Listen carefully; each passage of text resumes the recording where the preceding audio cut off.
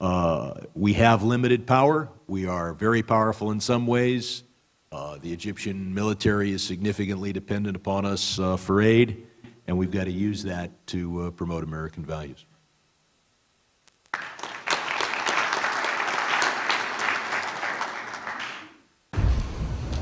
I'm going to follow up with a question, but I'll be more specific about the Muslim Brotherhood. There is a possibility that they actually hijacked the revolution, and they may try to form a government similar to what we have in Iran. So what will the United States do to, first of all, try to prevent this from happening, and secondly, to actually protect the Coptic in Egypt? Thank you. I wish I could say America is important, and we will make sure that the Brotherhood does not take over Egypt. But America was important in the 1970s, and we did not prevent extremists from taking over the government of Iran. We've got to use what power we do have, and this is pretty much a repeat of the earlier answer, to try to make sure that those who fought and died in the streets of Cairo and Alexandria, they were not dying to create an autocracy or a theocracy. They were there to work for the kind of freedom that they see in Europe and the United States, where the government has to be responsive to the people and individuals' rights are protected. I think that as part of the effort to both push toward democracy and freedom, and to, as part of that effort, we have got to make it clear that protection of the Copts and religious minorities in general is important to us. That's why I joined with 18 others in sending that letter at a very early stage. That's why we have this bill to create an office inside the State Department to make sure that we are always vigilant on that issue. I think that those who aspire to run Egypt understand what's important to the United States, and that aid from the United States can be important for Egypt's military, for its economic development.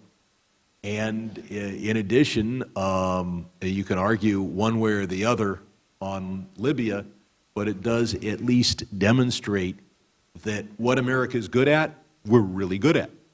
And should there ever be a circumstance where control of the air is relevant to people in Egypt, or to factions in Egypt, or the military in Egypt, that the United States is not, in some future year, going to forget what happens this year.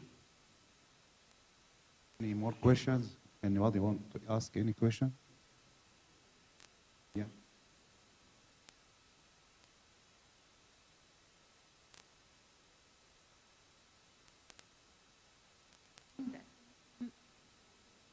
Regarding the United States Embassy in Cairo, most of the staff over there, the local staff, not the diplomats, majority, or I will say over 90%, they are Muslims, and they are not the moderate, they are the extreme.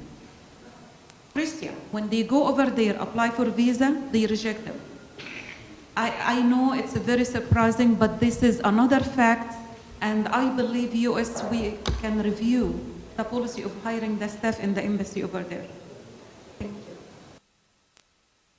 I'll certainly take a look at that, and at the same time, we've got to make sure that the decisions made in our embassies, I mean, you can have clerical personnel, et cetera, that are from the host country, but the decisions made in our embassies need to be made by Americans working abroad.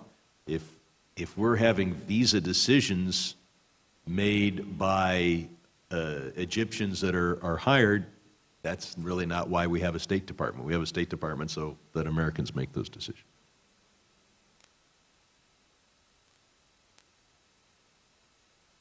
With every question. Again, please join me May 15th, 3 p.m., Cal State Northridge. I now have a special presentation I'd like to make, Father.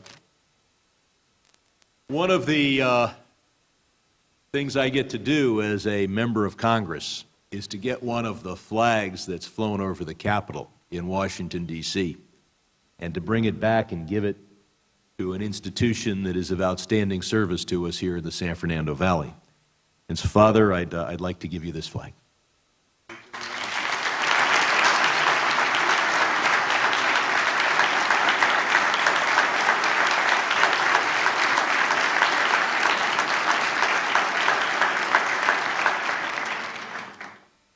Father, this is a house of faith, but I sense skepticism in the back of the room.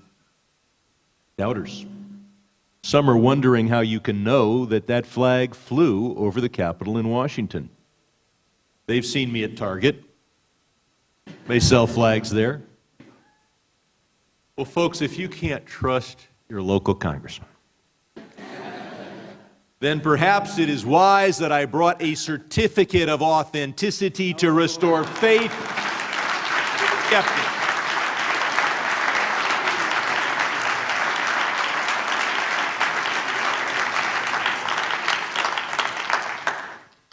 Father, thank you very much, and I believe I'm meeting with the church elders at the conclusion. Yes, I look forward to that. Thank you very much.